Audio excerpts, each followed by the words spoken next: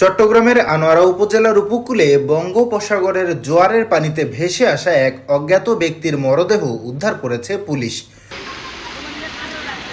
শনিবার 11 জুলাই সকাল 10টার দিকে উপজেলার রায়পুর ইউনিয়নের দক্ষিণ পড়ুয়া এলাকার ছাত্তার মাঝির ঘাট সংলগ্ন বেড়িবাঁধের পাথরের ব্লকের মধ্যে মরদেহটি আটকে থাকতে দেখে স্থানীয়রা পুলিশে খবর দেন।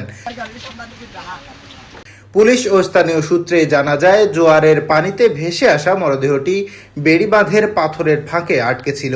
নিহতের আনুমানিক বয়স 35 বছর। তার পরনে একটি গেঞ্জি ছিল, তবে তাৎক্ষণিকভাবে তার পরিচয় শনাক্ত করা যায়নি।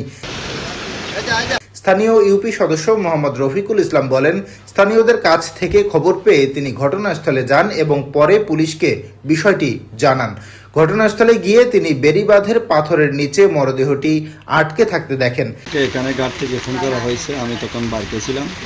তখন আমি এসে ওই ব্লকের উপরে উঠে দেখলাম, দেখি ওটা ব্লকের সাথে আটকে আছে। তখন আমি ছবি তুলে বিভিন্ন জায়গায় দিয়েছি।